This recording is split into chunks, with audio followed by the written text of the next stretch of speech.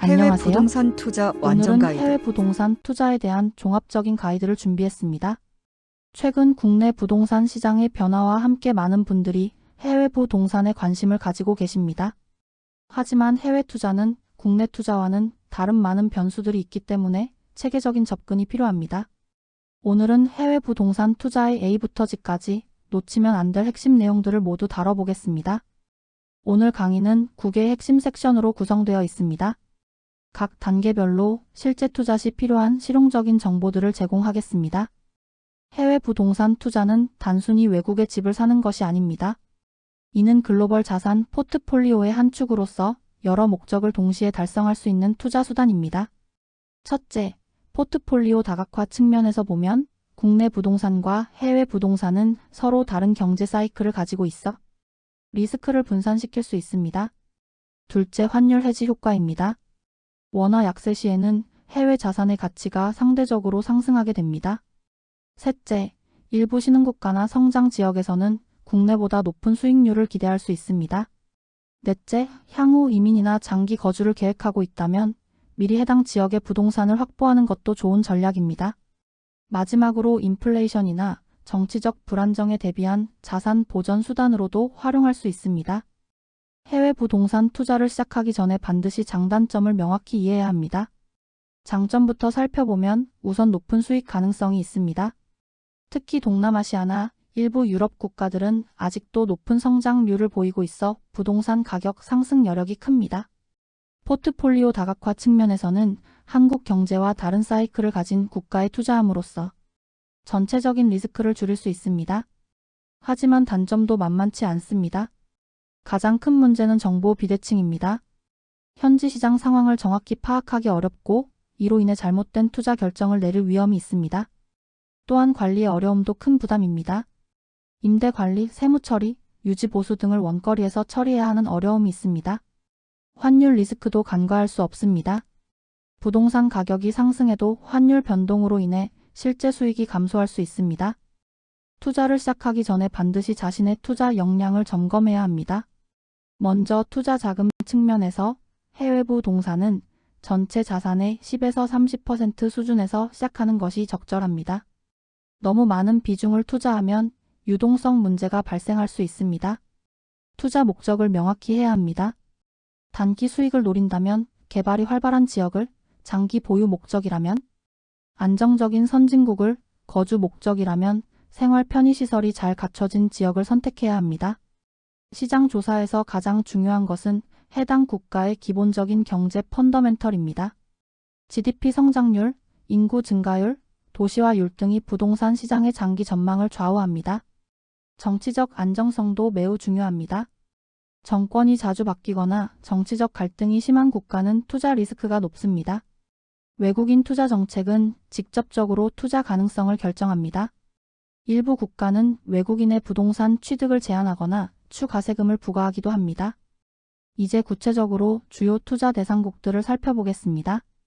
동남아시아는 여전히 높은 성장률을 보이고 있어 많은 투자자들이 관심을 가지고 있는 지역입니다. 싱가포르는 동남아시아 투자의 대표적인 선택지입니다. 정치적으로 매우 안정적이고 영어가 공용어라 의사소통에 문제가 없습니다. 임대 수익률도 연 3-5% 수준으로 양호한 편입니다.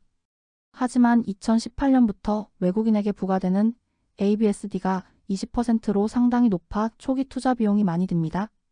센트럴 지역은 가장 안정적이지만 가격이 높고 오차 드는 쇼핑과 업무 지구로 임대 수요가 높습니다. 말레이시아는 MMEHMALAYSIA 마이 세컨드 홈 프로그램을 통해 장기 거주가 가능하다는 장점이 있습니다. 부동산 가격도 싱가포르에 비해 저렴한 편입니다. 다만 최근 정책 변동이 잦아 불확실성이 있고 부동산 유동성이 떨어지는 단점이 있습니다. 태국은 관광업이 발달해 있어 임대 수요가 꾸준합니다. 특히 방콕은 동남아시아의 허브 도시로 성장하고 있고 파타야와 푸켓은 휴양지로서 임대 수익률이 높습니다. 하지만 외국인은 토지를 소유할 수 없고 콘도만 투자 가능하다는 제약이 있습니다. 선진국 투자는 신흥국에 비해 안정적이지만 수익률은 상대적으로 낮습니다. 미국은 가장 큰 부동산 시장을 가지고 있고 유동성이 높습니다. 특히 로스앤젤레스는 한국인이 많이 거주해 관리 가상 대적으로 용이하고 시애틀은 IT 산업 발달로 임대 수요가 높습니다. 댈러스는 텍사스주 특성상 주세가 없어 세제 면에서 유리합니다. 다만 연방세와 주세를 합치면 상당한 세금 부담이 있고 관리회사를 통한 관리가 필수적입니다. 호주는 한국인들이 선호하는 투자처 중 하나입니다. 임대시장이 안정적이고 공실률이 낮습니다. 하지만 최근 외국인 투자에 대한 규제가 강화되고 있고 특히 기존 주택 구매 시 승인 절차가 복잡해졌습니다. 일본은 지리적으로 가깝고 시장이 성숙해 있어 안전한 투자처입니다. 특히 도쿄는 2021년 올림픽 이후에도 재개발이 활발합니다. 다만 전체적인 인구 감소 추세와 낮은 임대 수익률 연 3-4%이 단점입니다. 해외 부동산 투자 방법은 크게 직접 투자와 간접 투자로 나뉩니다. 직접 투자는 개인 명의로 부동산을 직접 구매하는 방식입니다. 통제권을 가질 수 있고 세제 혜택을 직접 받을 수 있지만 관리 부담이 큽니다. 투자 규모가 클 경우 현지 법인을 설립하는 것도 고려해 볼 수 있습니다. 간접 투자는 펀드나 리츠를 통해 투자하는 방식으로 소액으로도 투자가 가능하고 전문가의 관리를 받을 수 있습니다. 다만 직접 투자에 비해 수익률이 낮을 수 있습니다. 투자 절차에서 가장 중요한 것은 시장 조사와 현지 전문가, 네트워크 구축입니다. 변호사, 세무사, 부동산 중개업체, 관리업체 등 신뢰할 수 있는 현지 전문가들을 사전에 확보해야 합니다. 자금 계획 시에는 구매 가격 외에도 각종 수수료, 세금, 관리비 등을 포함해야 합니다. 일반적으로 구매 가격의 10-15% 정도의 추가 비용이 발생합니다. 물건 선정 시에는 직접 현지를 방문해서 확인하는 것이 원칙입니다. 온라인 정보만으로는 실제 상태를 정확히 파악하기 어렵습니다.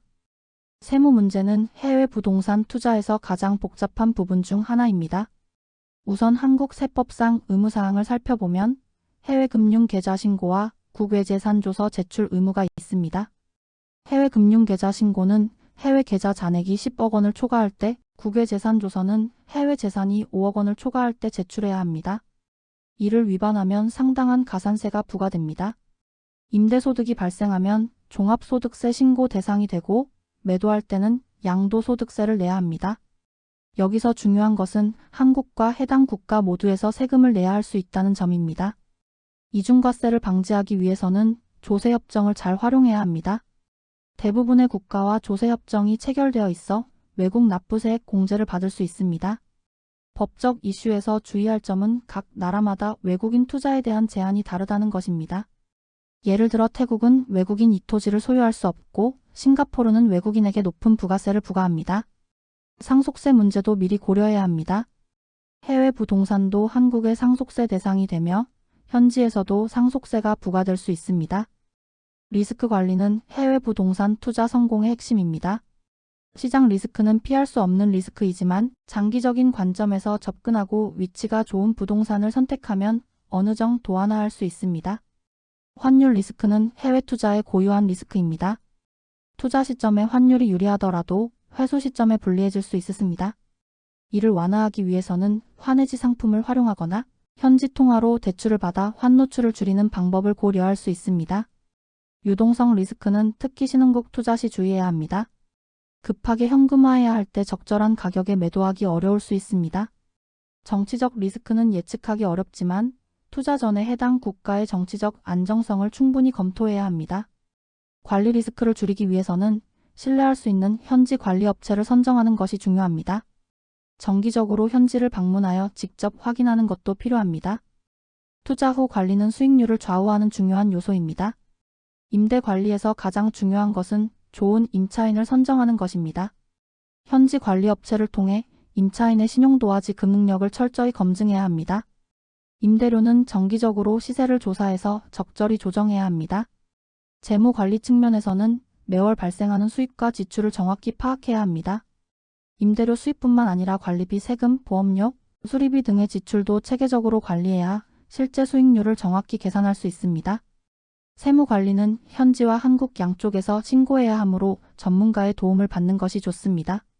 특히 임대소득에 대한 세무 처리는 복잡할 수 있습니다. 시장 모니터링을 통해 언제 매도할지 결정할 수 있습니다.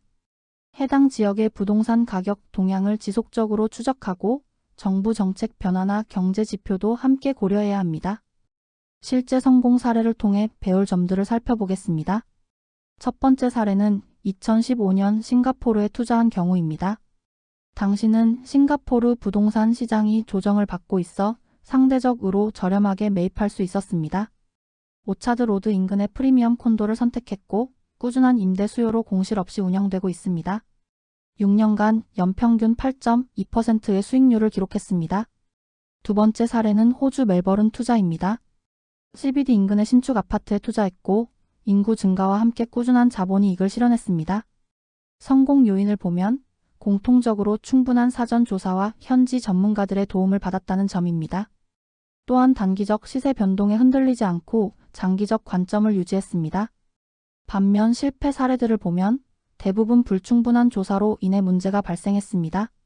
특히 과도한 레버리지를 사용하고 나환율 리스크를 제대로 고려하지 않은 경우가 많습니다. 이번 슬라이드에서는 싱가포르, 말레이시아, 태국, 미국 등 주요 투자 대상국들의 핵심 체크 포인트들을 살펴보겠습니다. 각 국가마다 고유한 투자 환경과 규제 사항들이 있어 투자 전 반드시 확인해야 할 사항들을 정리해 보겠습니다. 싱가포르 투자 체크리스트 1. ABSD 외국인 부가세 20% 고려. 먼저 싱가포르 투자 시 가장 중요한 것은 ABSD, 즉 어디셔널 바이어즈 스탬프 두티입니다. 외국인이 싱가포르 부동산을 구매할 때 추가로 20%의 세금을 납부해야 합니다. 예를 들어 100만 달러 부동산을 구매한다면 20만 달러의 추가 비용이 발생하므로 이를 반드시 투자 계산에 포함해야 합니다. 2. 영주권자와 시민권자 구분 확인. 싱가포르는 영주권자 PR와 시민권자에 따라 세율이 달라집니다. 시민권자는 ABSD가 면제되거나 낮은 세율이 적용되므로 본인의 신분 상태를 정확히 파악하고 투자 계획을 세워야 합니다. 3. 99년 리스홀드 vs 프리홀드 선택. 싱가포르 부동산은 크게 99년 리스홀드와 프리홀드로 나뉩니다. 프리홀드는 영구 소유권이지만 가격이 높고 99년 리스홀드는 상대적으로 저렴하지만 시간이 지날수록 가치 하락 위험이 있습니다. 투자 목적과 기간을 고려하여 선택해야 합니다. 4. 쿨링오프 vs HDB 아파트 투자 제한 확인. HDB는 싱가포르 정부가 제공하는 공공주택으로 외국인은 일반적으로 구매할 수 없습니다. 또한 쿨링오프 정책으로 인해 추가 부동산 구매 시 더 높은 세율이 적용될 수 있으니 주의가 필요합니다. 5. 임대 허가 및 규제사항 파악. 싱가포르는 임대업에 대한 규제가 엄격합니다. 특히 단기 임대업 Airbnb 등의 경우 별도 허가가 필요하고 최소 임대기간 등의 제한이 있으니 임대 수익을 고려한다면 반드시 확인해야 합니다. 말레이시아 투자 체크리스트 1. MMEH 프로그램 자격 요건 확인. MMEH MALAYSIA My Second Home 프로그램은 말레이시아 장기 거주 비자로 부동산 투자 시 많은 혜택을 제공합니다. 하지만 자격 요건이 까다로워졌으므로 신청 전 최신 요건을 확인해야 합니다. 2. 외국인 최소 투자 금액 충족 주마다 다름. 외국인이 말레이시아 부동산을 구매할 때는 주마다 다른 최소 투자 금액이 있습니다.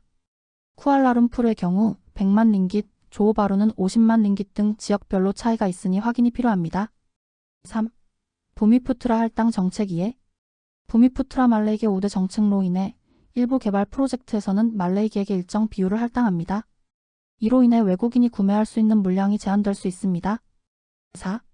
개발업체 신뢰성 검증. 말레이시아는 개발업체의 신뢰성이 중요합니다.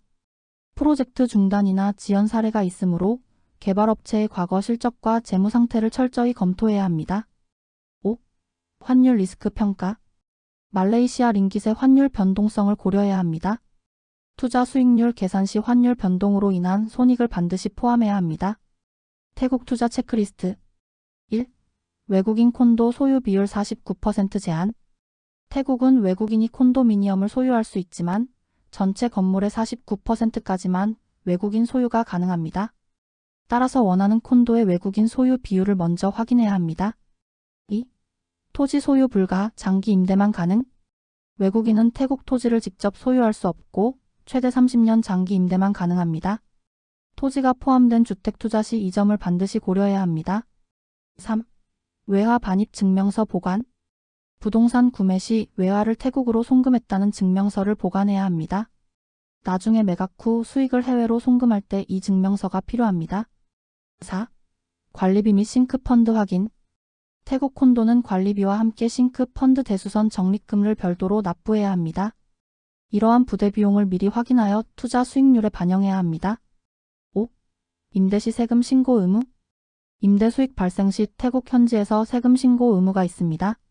세무 처리 방법과 비용을 미리 알아두는 것이 좋습니다. 미국 투자 체크리스트. 1. 주별 세제 차이 확인. 미국은 주마다 부동산 세제가 다릅니다. 캘리포니아와 뉴욕은 세율이 높고 텍사스나 플로리다는 소득세가 없어 투자에 유리할 수 있습니다. 주별 세제를 반드시 비교 검토해야 합니다. 2. FIRPTA 외국인 원천 징수세 고려. FIRPTA는 외국인이 미국 부동산을 매각할 때 적용되는 원천 징수세입니다. 매각가의 15%를 먼저 징수하고 나중에 정산하는 방식이므로 현금 흐름 계획에 이를 반영해야 합니다. 3. LLC 설립 필요성 검토. 개인 명의보다 LLC의 Liability Liability 컴퍼니를 설립하여 투자하는 것이 세무상, 법적 보호 측면에서 유리할 수 있습니다. 변호사나 회계사와 상담하여 최적의 구조를 결정해야 합니다. 4. 부동산 중개수수료 6% 포함 계산. 미국은 부동산 거래 시 일반적으로 6%의 중개수수료가 발생합니다. 매도자 부담. 이는 상당한 비용이므로 투자 수익률 계산 시 반드시 포함해야 합니다. 5. 프로퍼티 매너지먼트 업체 선정. 원거리 투자의 경우 현지 관리업체 선정이 중요합니다. 관리 비용, 서비스 품질, 신뢰성 등을 종합적으로 고려하여 선정해야 합니다. 각 국가마다 고유한 투자 환경과 규제가 있습니다. 성공적인 해외 부동산 투자를 위해서는 이러한 체크리스트를 꼼꼼히 검토하고 현지 전문가의 도움을 받아 투자 결정을 내리시기 바랍니다. 특히 세제와 법적 규제는 자주 변경되므로 투자 직전에 최신 정보를 다시 한번 확인하는 것이 중요합니다. 기본 개념은 임대 수익률. 내가 집을 사서 임대했을 때 들어오는 임대료가 투자금 즉 매입가 플러스 부대 비용에 비해 몇 %인지 계산하는 지표. 공식은 연간 임대료 나누기 총 투자 비용 곱하기 100. 총 수익률. 임대료뿐만 아니라 집값이 오를 때 얻는 자본이익까지 합쳐서 계산한 수익률로서 공식은 임대수익 플러스 자본이익 나누기 총 투자 비용 곱하기 100. 실제 계산 예시를 살펴보면 투자 조건은 매입가는 달러 50만, 기타 비용은 달러 7만 5천 매매 관련 세금 수수료 등 매입가의 15%, 총 투자 비용 달러 57만 5천, 월 임대료 달러 2천 연간으로 환산하면 달러 2만 4천, 연간 관리비 달러 8천. 계산 과정을 살펴볼까요? 연간 임대 수입은 월 달러 2천 곱하기 12개월은 달러 2만 4천. 순 임대 수입 달러 2만 4천에서 관리비 달러 8천을 빼면 달러 1만 6천. 순 임대 수익률 달러 1만 6천 나누기 달러 57만 5천 곱하기 100는 2.78%. 즉, 이 부동산에 투자했을 때 실제 남는 건 연 2.78% 정도라는 의미입니다. 추가로 고려해야 할 비용을 살펴보면 계산 예시는 단순화된 것이고 실제 투자에서는 다음과 같은 비용들이 더 들어갑니다. 취득세 및 등기 등록비는 집을 사면서 내는 세금 및 법적 등록 비용을 말하며 법무 비용은 계약, 소유권 이전, 서류 처리 관련 비용을 말합니다. 중개수수료는 부동산, 에이전트 수수료를 말하며 대출 관련 비용은 이자, 대출 수수료 등을, 관리비는 공용시설 유지비, 건물 유지관리비 등을, 수선충 당금은 집 보수수리 대비 비용이며 보험료는 화재보험, 임대인 보험 등, 세금은 재산세, 임대소득세 등이 있습니다. 단순히 월세 얼마 들어오니까 괜찮다로 판단하면 안 되고 총 투자금 대비 순수하게 남는 돈이 얼마나 되는지 계산해야 합니다. 예시에서는 달러 57만 5천 달러 투자해서 1년에 약 달러 1만 6천 달러 벌리니 이율이 2.78%에 불과합니다. 여기에 집값 상승 자본이익이 붙어야 비로소 총 수익률이 올라갑니다. 쉽게 말해 은행에 돈 넣어두는 대신 집을 사서 임대했을 때 실제로 연 2에서 3% 남는다는 계산인 거죠. 해외 부동산 투자에서 매우 중요한 자금 조달 및 대출에 대해 알아보겠습니다. 해외 부동산 투자 시 현금으로만 투자하기에는 한계가 있기 때문에 적절한 대출 활용은 투자 수익률을 높이는 중요한 전략입니다. 먼저 국내 은행 대출에 대해 말씀드리겠습니다. 장점과 단점으로 나누어 하나씩 살펴보겠습니다. 한국어 서비스로 의사소통이 원활하며 익숙한 절차로 진행됩니다. 상대적으로 낮은 금리를 제공하는 경우가 많습니다. 기존 거래은행과의 관계를 활용할 수 있습니다. 단점: LTVL OAN to value 비율이 40-60%로 제한적입니다. 즉, 부동산 가격의 절반 정도만 대출이 가능하여 상당한 자기자본이 필요합니다. 해외 부동산에 대한 담보 인정 절차가 복잡할 수 있습니다. 다음으로 현지 은행 대출입니다. 장점: 상대적으로 높은 LTV 비율인 70-80%까지 가능합니다. 현지 부동산 시장에 대한 이해도가 높아 심사가 원활할 수 있습니다. 현지 통화로 대출받아 환율 리스크를 줄일 수 있습니다. 단점: 복잡한 절차와 언어 장벽이 존재합니다. 외국인에 대한 대출 조건이 까다로울 수 있습니다. 현지 신용등급이나 소득 증빙이 어려울 수 있습니다. 마지막으로 국제사설 대출입니다. 장점: 빠른 승인 절차로 신속한 자금 조달이 가능합니다. 유연한 조건으로 다양한 상황에 대응할 수 있습니다. 단점: 높은 금리로 인한 부담이 큽니다. 까다로운 조건들이 많이 따라올 수 있습니다. 대출 승인 요건 분석을 살펴보면 소득 증빙: 대출 승인을 위해서는 최근 2년간의 소득 증명서가 필요합니다. 이는 안정적인 상환 능력을 보여주는 가장 기본적인 요구사항입니다. 자산 증빙: 예금, 부동산, 주식 등 다양한 자산을 증빙해야 합니다. 이는 담보 능력과 전체적인 재정 상태를 평가하는 중요한 기준이 됩니다. 신용등급: 현지 또는 국제 신용등급이 매우 중요합니다. 신용등급이 높을수록 더 나은 조건의 대출을 받을 수 있습니다. 다운페이먼트: 일반적으로 보통 20-40%의 준비 필요합니다. 이는 투자자의 진정성과 리스크 부담 능력을 보여주는 지표입니다. 대출 전략 수립을 살펴보면 투자 목적과 개인의 재정 상황에 따라 적절한 대출 유형을 선택해야 합니다. 단기 투자라면 빠른 승인이 가능한 사설 대출을, 장기 투자라면 금리가 낮은 은행 대출을 고려해보세요. 사전 준비의 중요성: 대출 승인까지는 상당한 시간이 소요되므로 투자 기회를 놓치지 않기 위해 미리 대출 한도를 확인하고 필요 서류를 준비해두는 것이 중요합니다. 전문가 상담: 각국의 대출 제도와 조건이 다르므로 해당 국가의 부동산 및 금융 전문가와 상담하여 최적의 조건을 찾는 것을 권장합니다. 마지막으로 해외 부동산 투자에서 대출은 레버리지 효과를 통해 수익률을 높일 수 있는 중요한 도구입니다. 하지만 동시에 리스크도 증가시키므로 신중한 계획과 충분한 준비를 통해 현명하게 활용하시기 바랍니다. 해외 부동산 투자 성공을 위한 핵심 원칙들을 정리해 보겠습니다. 가장 중요한 것은 철저한 사전 조사입니다. 해당 국가의 부동산 시장뿐만 아니라 경제, 정치, 법제도까지 종합적으로 이해해야 합니다. 현지 전문가 네트워크 구축은 성공의 핵심입니다. 좋은 변호사, 회계사, 부동산 중개업자, 관리업체를 확보하는 것, 이 투자 성공률을 크게 높입니다. 레버리지는 수익을 확대시킬 수 있지만 리스크도 함께 증가시킵니다. 특히 해외 투자에서는 환율 변동으로 인한 추가 리스크가 있으므로 적정 수준에서 사용해야 합니다. 투자 경험에 따라 접근 전략을 달리해야 합니다. 초보자는 안정적인 선진국에서 시작해서 경험을 축적한 후 점진적으로 신흥국으로 확대하는 것이 바람직합니다. 2024년, 2025년 해외 부동산 투자 환경을 전망해 보겠습니다. 가장 큰 변수는 각국의 금리 정책입니다. 미국 패드의 정책 변화가 전 세계 부동산 시장에 영향을 미치고 있습니까? 금리 상승기에는 부동산 가격 상승률이 둔화되지만 임대 수익률은 상대적으로 안정적입니다. ESG 투자 트렌드로 인해 친환경 인증을 받은 건물들의 프리미엄이 커지고 있습니다. 향후 투자 시 에너지 효율성 도 중요한 고려 요소가 될 것입니다. 지역별로 보면 동남아시아는 여전히 성장 모멘텀이 강합니다. 특히 베트남은 제조업 허브로 부상하면서 부동산 수요가 급증하고 있습니다. 일본은 엔화 약세와 관광 회복으로 재평가받고 있습니다. 특히 도쿄와 오사카의 수익형 부동산이 주목받고 있습니다. 미국은 지역별 격차가 심화되고 있습니다.